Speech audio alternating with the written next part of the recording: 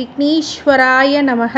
குலதெய்வமான ஸ்ரீ பொன்னம்பல சுவாமி, ஸ்ரீ பொன்முத்து கருப்பண சுவாமி, அங்காள பரமேஸ்வரி பாப்பாத்தியம்மன் துணையுடன் இந்த நாள் இனிய நாளாக அமைய அனைவரின் அவரவர் குலதெய்வம் காத்து அருள் பாலித்து பிரம்மாண்ட வெற்றியை கொடுக்க வணங்குகின்றேன்.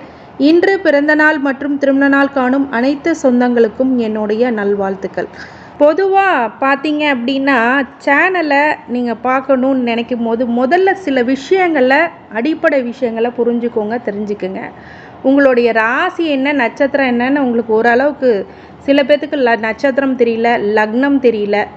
ஓகே, நட்சத்திரம் தெரியுதுன்னா தான் இந்த நட்சத்திரத்துக்கு நீங்கள் வருவீங்க இந்த ஆடியோக்கு அண்டு வீடியோக்கு. இதில் என்ன ஒரு விஷயம் அப்படின்னா, நீங்கள் உங்களுடைய நட்சத்திரத்துக்கு என்ன தசாபூதி நடந்துட்டுருக்கு அப்படிங்கிறத முதல்ல தெரிஞ்சுக்குங்க. அது தெரிஞ்சுக்கணும் அப்படின்னா, இப்போ நிறைய ஆப்ஸு, வெப்சைட்ஸ் எல்லாம் வந்திருக்கு. அதில் name, date of birth, time of birth எல்லாம் போட்டால் உங்களோட தசாபூதி எல்லாம் வரப்போகுது. இன்னொரு விஷயம் என்னென்னா, இதுலேயுமே நான் உங்களுக்கு தசாபூதி ரீதியாக என்ன பலன் நடக்கும், தசாபூத்தினா என்ன அப்படிங்கிறதுனா, ஒரு மனுஷனுக்கு ஒரு நாள் நல்லாயிருக்கும், ஒவ்வொரு வருஷம் நல்லாயிருக்கும், ஒரு 10 வருஷம் 18 வருஷம் அப்படிங்கிறது தசாபுத்தி ரீதியாக தான் ஒவ்வொருத்தருக்கு பலன் மாறும்.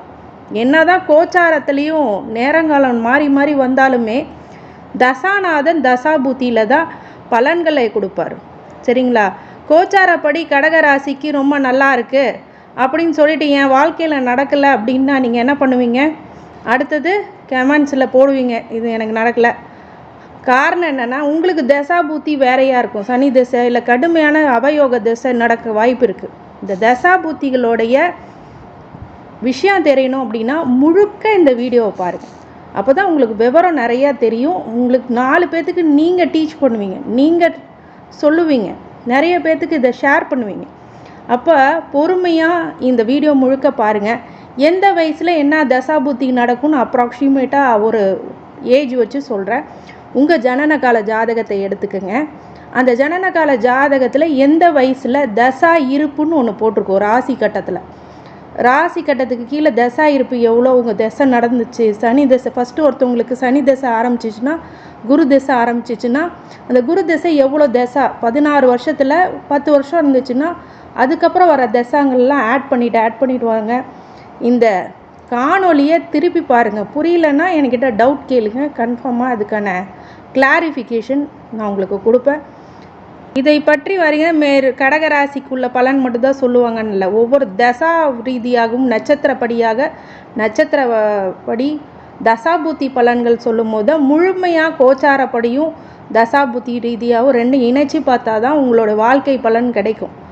அப்படிங்கும்போது அதை பற்றின புரிதல் நீங்கள் மேக்ஸிமம் வீடியோ பாருங்கள், அதில் உங்களுக்கு புரிய ஆரம்பிக்கும் ஓரளவுக்கு. இல்லை செகண்ட் டைம் தேர்ட் டைம் கூட பாருங்கள். நிறைய பேர்த்துக்கு ஷேர் பண்ணுங்கள். நாலேஜாக இருக்கிறவங்களுக்கு இன்னும் நாலேஜ் இம்ப்ரூவ் ஆகும். அண்ட் ப்ளஸ் நீங்களும் நாலேஜை இம்ப்ரூவ் பண்ணிப்பீங்க.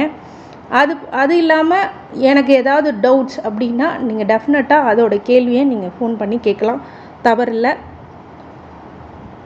ஆன்லைன் கன்சல்டேஷன் எடுத்துக்கணும், ஜாதகம் பார்க்கணுன்னாலும் துல்லியமாக உங்கள் ஜாதகம் கணிச்சு கொடுப்போம். காரணம் என்னென்னா, இது ஒரு உங்கள் வாழ்க்கையில் 70% 90% நடந்தால் கூட மீதி உங்களுடைய ஜாதகத்தில் இருக்கிற பலன்கள் மிக பெருசாக வேலை செய்யும். அதை பொறுத்தும் பலன்கள் இருக்கும். சரிங்களா? இப்போது நட்சத்திர வாரியாக தசாபூத்தி பலன்கள் இந்த 2024 யார் இந்த குரு பயிற்சியை எதிர்பார்க்குறாங்களோ உங்களுக்கு ஒரு கொண்டாட்டமான காலகட்டம் சொல்லலாம். May 1, 2024 அன்று குரோதி வருடம் தமிழ் மாதம் சித்திரை 18ஆம் நாள் புதன்கிழமை 11:59 இல்லை 57 11:56 குரு பகவான் மேஷராசிலேருந்து ரிஷபராசிக்கு பெயர்ச்சடைகிறார். கடகத்திற்கு லாப குருவாக ராசிக்கே வருகிறார். கடகராசி பூச நட்சத்திரம். இந்த பூச நட்சத்திரத்துக்காரங்களுக்கு உங்களுடைய ஜனனகால ஜாதகத்தை எடுத்தீங்க அப்படின்னா சனி திசை அப்படிங்கிறது தசை உங்களுக்கு 19 வருஷம் பொதுவாகவே. ஆனால் உங்களுடைய ஜனனகால ஜாதகத்தில் ராசி கட்டத்துக்கு கீழே தசா இருப்புன்னு சொல்லியிருக்கும். அந்த இடத்துல எவ்வளோ நாள் தசை ஓடுது, 3 வருஷமா 2 வருஷமா 10 வருஷமானு பார்த்துக்கோங்க. அதோட அடுத்த வர புதன் திசை 17 வருஷத்தையும் ஆட் பண்ணிக்கோங்க. என்னோடய கேல்குலேஷனுக்கு சனி திசை ஒரு 10 வருஷம் எடுத்துக்கிறேன் அப்ராக்சிமேட்டாக. புதன் திசை ஒரு 17 வருஷம், மொத்தம் 27 வயசு வரைக்கும் உங்களுக்கு எப்படிப்பட்ட பலன்கள் கிடைக்கும் 11ஆம் இடத்தில் வருகின்ற குருவானவர் உங்களுக்கு எப்படிப்பட்ட பலன்கள் இந்த காலகட்டத்தில் கொடுப்பார்னா நல்ல படிப்பை கொடுப்பார். அதில் எந்த மாற்று கருத்தும் கிடையாது. ஆனால் புதன் அஸ்தங்கமாகாமலோ மறையாமலோ புதன் அசுப கிரகங்களோட சேராமல் இருந்தால் இந்த பலன் கண்டிப்பாக நடக்கும். அதே மாதிரி புதன் திசை அப்படிங்கும்போது 11ஆம் இடத்து லாபத்தில் வரும்போது லாபத்தில் இது வரைக்கும் பொருளாதார சிக்கல் இருந்துச்சுன்னா இந்த பொருளாதார சிக்கலில் இப்போ பிரச்சனையை முடியும். பணமே இல்லைங்க அப்படின்னு சொல்கிறவங்களுக்குலாம் இப்போ பண வரவு தாராளமாக இருக்கும். பணமே இல்லைன்னு சொல்கிறவங்களுக்குலாம் இப்போ தாராளமான பணப்பிராப்தம் அப்படிங்கிறது இருக்கும். 11ஆம் இடத்துலேருந்து 5ஆம் இடத்தை பார்க்கும்போது 3ஆம் பார்வையாக இப்போ புது முயற்சிகளை ஏதாவது எடுத்துக்கிட்டு இருந்தீங்கன்னா அது நல்ல பலன்கள் ஏற்படும். அதனால் வெற்றிகளையும் கிடைக்கக்கூடிய காலகட்டம். முயற்சி ஸ்தானத்தில் ஜெயஸ்தானத்தை தான் பார்க்குறாரு. அப்படிங்கும்போது இது எல்லாமே கண்டிப்பாக நடக்கும். இங்கே எடுக்கின்ற ஒரு சிறு முயற்சி கூட ஒரு வெற்றியை கொடுக்கும் கண்டிப்பாக. அதே மாதிரி இது வரைக்கும் வேலையாட்களே அமையலைங்க என்னுடைய தொழிலுக்கு அப்படிங்கிறவங்களுக்குலாம் வேலையாட்கள் இப்போ நல்ல வேலையாட்கள், விசுவாசமான வேலையாட்கள் கிடைக்கும். அதேமாதிரி வேலை செய்கிறவங்க, உத்தியோகம் பார்க்குறவங்க, எனக்கு ப்ரொமோஷன்ஸ் எல்லாம் வருமானம், கண்டிப்பாக ப்ரொமோஷன்ஸ் வரும். இவ்வளோ நாள் நீங்கள் பண்ண ஹார்ட் ஒர்க்குக்கு, கஷ்டத்துக்கு எல்லாத்துக்கும் பலன் கண்டிப்பாக உண்டு. கடகராசிக்காரங்களுக்கு இப்போ 11ஆம் இடத்துல மே மாதத்துக்கு அப்புறம் வருகின்ற அந்த குரு பயிற்சியானது உங்களுக்கு அள்ளி தான் கொடுக்க வருவார். ப்ரொமோஷன்ஸ் அப்புறம் உங்களுக்கு நல்ல பிராப்தம் அப்படிங்கிறதெல்லாம் இந்த காலகட்டத்தில் கொண்டாட்டம் தான் கடகராசிக்காரங்க. அதுவும் பெண்களுக்கு மிகப்பெரிய உற்சாகம் காத்து கொண்டு இருக்கிறது அப்படின்னு தான் சொல்லலாம். அதே மாதிரி 5ஆம் இடத்தையும் பார்க்கும்போது புத்திரஸ்தானத்தை பார்க்குறார். புத்திர தோஷம் இருந்தால் அந்த புத்திர தோஷம் நிவர்த்தி ஆகும். இது வரைக்கும் என்னோடய மைண்டு ஒரே லெவலில் இல்லைங்க, ஆசிலேஷனாகவே இருக்குங்க. அதாவது சில பேர் சொல்லுவாங்களே டபுளாக தெரியுது, அது மாதிரிலாம் இல்லை. இப்போ அந்த டபுள்லாம் உங்களுக்கு தெரியாது, சிங்கிள் தான். கரெக்டாக டிசிஷன் எடுக்கக்கூடிய காலகட்டம் அப்படின்னு சொல்லலாம். கரெக்டாக ஒரு டிசிஷன் எடுத்து அந்த ஒரு டிசிஷன் உங்களுக்கு அவுட்புட் சூப்பராக இருக்கும். அதே மாதிரி அந்த புத்திர தோஷம் இருந்து ஐவிஎஃப் ஃபெர்டிலிட்டி அந்த மாதிரி ட்ரீட்மெண்ட்ஸ்க்கெல்லாம் போயிட்டேங்க. ட்ரீட்மெண்ட்னால எந்த பலனும் கிடைக்கலன்னா இப்போ சின்ன ட்ரீட்மெண்ட் எடுத்தாலே நல்லா சித்தா ஆயுர்வேத் அப்படிங்கிறதெல்லாம் யூஸ் பண்ணுவீங்க, நல்ல ஒரு பிராப்தம் கிடைக்கும். ஒரு குழந்தை பிராப்தம் அப்படிங்கிறது நல்லாயிருக்கும். சில பேருக்கு இரட்டை குழந்தைகள் பிறக்கக்கூடிய பிராப்தமும் இந்த காலகட்டத்தில் இருக்கும். குரு தாங்க முக்கியம். திருமணத்துக்கும் குழந்தை பாக்கியத்துக்கும் குரு தான் முக்கியம். இந்த குரு நல்ல பார்வையாக புத்திரதோஷத்தை நிவர்த்தி பண்ணுறார். உங்களுடைய ஜனனகால ஜாதகத்தையும் ஒரு வாட்டி செக் பண்ணிக்கோங்க. அதே மாதிரி ஜோதிட ஆலோசனைக்கு எனக்கு கால் பண்ணிங்கன்னா அதுக்கான கிளாரிஃபிகேஷனும் நான் கொடுத்துட்றேன். அதே மாதிரி உங்களுடைய ஜாதகத்திற்கு மட்டும் அல்லாமல் அடுத்தது புத்திர பாக்கியத்துக்கு மட்டும் பார்க்காம குலதெய்வ அனுகிரகத்தையும் கொடுக்குறார். அடுத்தது 7ஆம் பார்வையாக பார்க்க 11ஆம் இடத்துலேருந்து 9ஆம் பார்வை 7ஆம் பார்வை 7ஆம் இடத்தை பார்க்கும்போது கலத்திர வகையில் இருக்கின்ற தடை, இது வரைக்கும் திருமணமே ஆகலை அப்படிங்கிறவங்களுக்குலாம் இப்போ திருமணம் நடக்கும். செகண்ட் மேரேஜ் ஆகணும்னு வெயிட் பண்ணுறவங்களுக்கு செகண்ட் மேரேஜ் நடக்கும். லேட் மேரேஜ் ஆகாமல் இருக்குங்க அப்படின்னா லேட் மேரேஜ் இப்போ கண்டிப்பாக ஆகிடும். பிஸ்னஸ் பார்ட்னர்ஸே அமையலைங்க அப்படின்னா பிஸ்னஸ் பார்ட்னர் அமையும். இந்த காலகட்டத்தில் காலேஜ் என்ன சேரலாம் அப்படின்னா நிறைய பேர்த்துக்கு புதனுடைய இது இருக்கிறதுனால நிறைய டிப்ளமோ இன்ஜினியரிங் பண்ணுவீங்க. இன்ஜினியரிங் வைஸ் நிறைய டிபார்ட்மெண்ட் எடுப்பீங்க. நிறைய பேர் electrical, electronics, CSC, computer science, IT sector, communication engineering எல்லாமே நல்லா பார்ப்பீங்க. இந்த நேரத்தில் பயாலஜிக்கல் அதுவும் நல்லா போகும். கெமிக்கல் இன்ஜினியரிங் எடுப்பீங்க. இது மாதிரி சில விஷயங்கள்லாம் நல்லபடியாக எடுப்பீங்க. அப்படிங்கும்போது நல்ல பிராப்தம் கிடைக்கக்கூடிய, நிறைய வித்தைகளை கற்றுக் கொடுக்கக்கூடிய, சூட்சமங்களை கற்றுக் கொடுக்கக்கூடிய நேரங்காலம் அப்படின்னு சொல்லலாம். அனுபவத்தை அதிகமாக கொடுக்கும். வெளிநாடுக்கெல்லாம் சென்று சில பேர் படிச்சுட்டு வருவாங்க இந்த காலத்தில். அது மாதிரிலாம் நடக்கும். அந்த மாதிரி பிராப்தம்லாம் இருக்குது. அடுத்தது கேது திசை 27 வயசுலேருந்து 34 வயசு வரைக்கும். இந்த கேது திசையில் நிறைய பேர்த்துக்கு ஏன்டா கஷ்டப்படுறோமேன்னு இருந்தவங்களுக்கெல்லாம் இப்போ நல்ல பிராப்தம் வருது. திடீர்னு அதிர்ஷ்டங்கள் உருவாகும். திடீர் அதிர்ஷ்ட யோகம், திடீர் யாரோடைய ஒரு நல்ல ஒரு டர்னிங் பாயிண்ட்டாக அமையும் இந்த காலகட்டத்தில். ஏதோ ஒன்று நினைக்க போக ஏதோ ஒன்று நல்லது நடக்கும். அந்த நேரங்காலம் இந்த கேது திசை உங்களுக்கு சூப்பரான டைமாக கொடுக்கும். கேது திசை முழுக்க அள்ளி கொடுக்க வரார். அப்படிங்கும்போது வாங்கிக்கிறதுக்கு நீங்கள் ரெடியாக இருக்கணும். கேது குரு பார்வை இருக்கும்போது சுபிட்சத்தை அள்ளி கொடுப்பார், நிறைய பொருட்களை அள்ளி கொடுப்பார். ஆனாலும் அது நீங்கள் ஏற்றுக்கொள்ளக்கூடிய மனநிலையில் இருக்க மாட்டீங்க. அலோனாக ஃபீல் பண்ணுவீங்க இந்த காலகட்டத்தில். என்னை தனிமையாக விட்டுருங்களேன் அப்படின்னு சொல்லுவாங்க அந்த காலகட்டத்தில். என்னை டிஸ்டர்ப் பண்ணாதீங்கம்பாங்க சில பேர். அதெல்லாம் என்ன காரணம்னா இந்த கேது சில இடத்துல தனிமைப்படுத்துவார். நிறைய உங்களை பற்றி யோசிக்க ஆரம்பிப்பீங்க. இந்த உன்னை அறிந்தால் நீங்கள் உன்னை அறிந்தால் அப்படின்னு ஒரு பாட்டு இருக்கும். உலகத்தை போராடலாம். இந்த உன்னை அறிகிற விஷயம் கேது திசையில் நடக்கும். இதெல்லாம் சூப்பரான காலகட்டம் அப்படின்னு சொல்லலாம். அடுத்தது சுக்கிர திசை 34 வயசுலேருந்து 54 வயசு வரைக்கும். இந்த சுக்கிர திசை தான் சுகபோக வாழ்க்கையை கடகராசிக்காரங்களுக்கு கொடுக்கணும். ஆனால் கடகராசிக்கு இது ஒரு பெரிய நல்ல இதில் இருந்தாலும் 10, 11 ஆகிய இடத்துல இருக்கிறது ரொம்ப நல்லது. 9ஆம் இடத்துல இருந்தாலும் சுக்கிர திசை நல்லது பண்ணும். சந்திரனோட சேரக்கூடிய சுக்கிரன் தான் சில இடத்துல பிரச்சனையை கொடுக்கும். அசுப கிரகங்களோட சுக்கிரன் சேரக்கூடாது. அது மாதிரி நிறைய விதிவிலக்கு இருக்குது சுக்கிர திசைக்கு. சுக்கிர திசை நல்ல ஒரு இடத்துல இருந்து யோக திசையாக இருந்ததுன்னா உங்களுக்கு ஃபேவரான பீரியட்னா எக்ஸ்ட்ராடினரி. இந்த காலகட்டத்தில் தான் வாழணும், சரிங்களா? மத்தியம வயசில் ஒருத்தருக்கு சுக்கிர திசை நடக்குதுன்னா அவங்க தான் யோகக்காரங்க, புண்ணியம் பண்ணியிருக்கிறாங்கன்னு அர்த்தம். அந்த புண்ணியமானது இந்த கடகராசி சுக்கிர திசையை மீட் பண்ணுறவங்க. இதுவும் அவயோகமாகி போச்சுன்னா இதுதான் பிரச்சனை. இந்த திசையில் ஜாதகத்தில் அவயோகமாகாமல் இருக்கணும். யோக திசையாக இருந்தால் நீங்கள் தான் கொடுத்து வச்சோம். மத்தியம வயசில் ஒருத்தவங்க வாழ்கிறாங்கன்னா தான் அது கொடுத்து வைத்தவர்களாக கருதப்படுவார்கள்.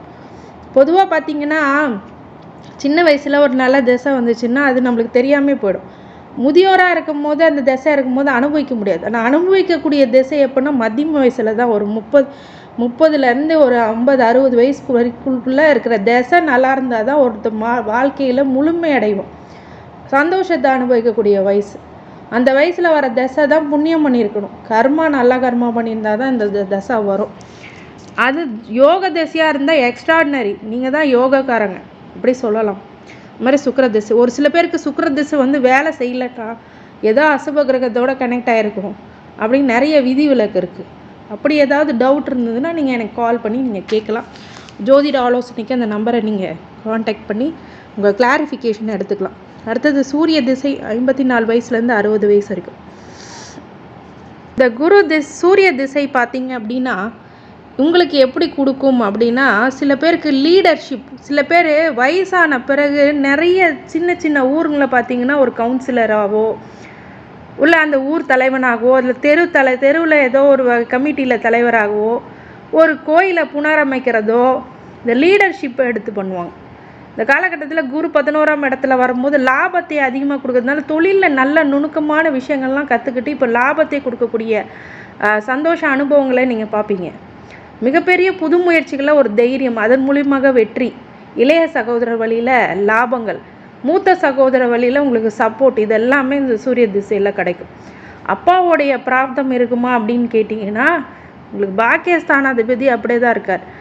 ஆனாலும் பெரிய அளவில் அப்பா இல்லைனாலும் சகோதர வழிகளில் சகோதரி வழியில் சப்போர்ட் இருக்கும். சூரிய திசையில் நிறைய நல்ல விஷயங்கள் என்னென்னா கவர்மெண்ட் சம்மந்தப்பட்ட விஷயங்களில் அனுகூலம் கிடைக்கும்.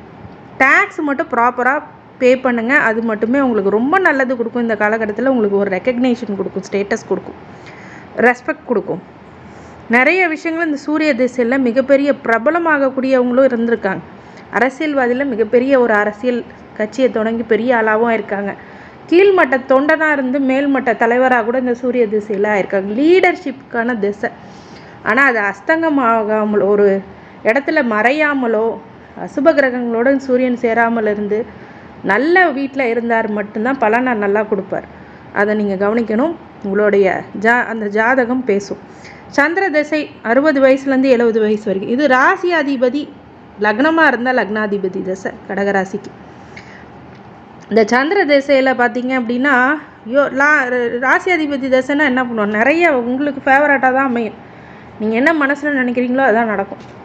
நீங்கள் என்ன உங்களுக்கு பிடிச்சிருக்கோ அதுதான் நடக்கும். சந்தோஷம், மன மகிழ்ச்சி, கொண்டாட்டம், பிரச்சனை இல்லாத இடம் எல்லாமே மாறிடும். இந்த இடத்துல என்கிட்ட பிரச்சனை பண்ணுறாங்க நண்பராக மாறிடுவாங்க, இல்லை விலகி போயிடுவாங்க. இல்லை அப்படின்னா உங்களுக்கு நல்லது நடக்கணும் அப்படின்னு ஒரு பிராப்தம் இருக்குது, கடன்லாம் வாங்கி வச்சுருக்கீங்கன்னா இந்த காலகட்டத்தில் குறைஞ்சிடும்.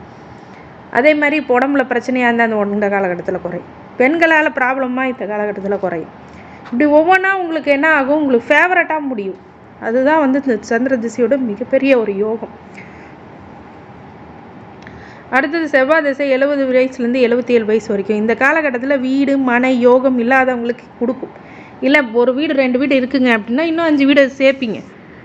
அப்பார்ட்மெண்ட்டு கட்டுவீங்க.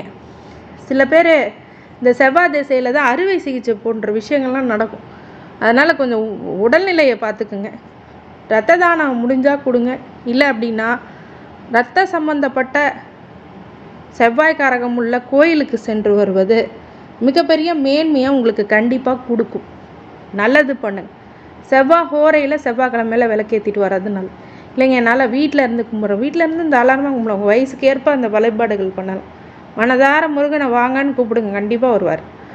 அந்த மாதிரி செவ்வாய் திசையில் நல்லது நடக்கக்கூடிய கால பிராப்தம் இருக்குது. செவ்வாய் ஒரு நீசமாகவோ இல்லை பங்கமாக முடியாமல், நீச பங்கமாக முடியாமல், இல்லை ஒரு செவ்வாய் ஒரு தீய கிரகத்துடன் சேராமல் தீய பார்வை பார்க்காமல் இருந்தாலே செவ்வாய் திசை நல்ல திசை.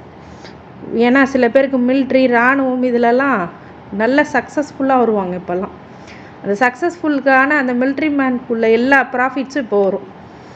இந்த மாதிரி ஃபஸ்ட்டு சிட்டிஷன்ஸ்க்கெல்லாம் நல்லா இருக்கும் இந்த செவ்வாய் திசை. ராகு திசை 77 வயசுலேருந்து 95 வயசு வரைக்கும், அப்புறம் குரு திசை 95லேருந்து 111 வயசு இருக்கும். நான் 99 வயசு வரைக்கும் சொல்லியிருக்கிறேன். அப்படின்னா ரொம்ப நல்ல காலகட்டம், மிகப்பெரிய வளர்ச்சி அப்படிங்கிறதெல்லாம் கொடுக்கணும். மிகப்பெரிய முன்னேற்றம் அடையக்கூடியதாக இருக்கும். நிறைய பேர்த்துக்கு இதை அனுபவிக்க முடியாத வயசு தான். ஆனால் ராகு திசை சில உடல்நிலை தொந்தரவுகள், மனசு சார்ந்த விஷயம், இந்த அலைபாயறது, சங்கடங்களை ஏற்று அதை பற்றியே நினச்சிட்டு இருக்கிறது, அதெல்லாம் கொஞ்சம் விட்டு நிம்மதியாக இறைவனை நோக்கி வழிபடுங்கள், தியானம் செய்யுங்கள்.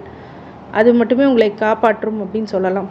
இந்த கடகராசி பூச நட்சத்திரத்துக்காரங்க வழிபாடுகளாக நீங்கள் சந்திர ஹோரையில் திங்கக்கிழமையில் சிவபெருமானை வழிபடுறது ரொம்ப நல்லது. அதே மாதிரி குரு தட்சிணாமூர்த்தி, இந்த குரு பெயர்ச்சி அன்னைக்கு போயிட்டு குரு ஸ்தலங்களில் வியாழக்கிழமை மட்டுமல்லாமல் இந்த குரு பெயர்ச்சி அன்னைக்கு போயிட்டு தட்சிணாமூர்த்திக்கு மஞ்சள் வஸ்திரம் வாங்கி கொடுங்க. அதே மாதிரி கொண்டக்கடலை மாலை போட்டு குருவுக்கு நெய் தீபம் பிடிக்கும், அந்த நெய் தீபத்தை வழங்கி வர பக்தர்களுக்கு ஒரு சர்க்கரை பொங்கலோ அந்த தட்சிணாமூர்த்திக்கு ஏற்ப விஷயங்கள் எல்லாம் வழிபாடுகளாக பண்ணுங்கள். குலதெய்வ வழிபாடு முக்கியமானது, அதையும் பண்ணிக்கங்க.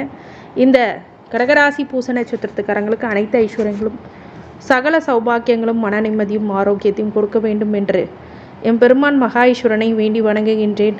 வாழ்க வளமுடன். திருச்சிற்றம்பலம்.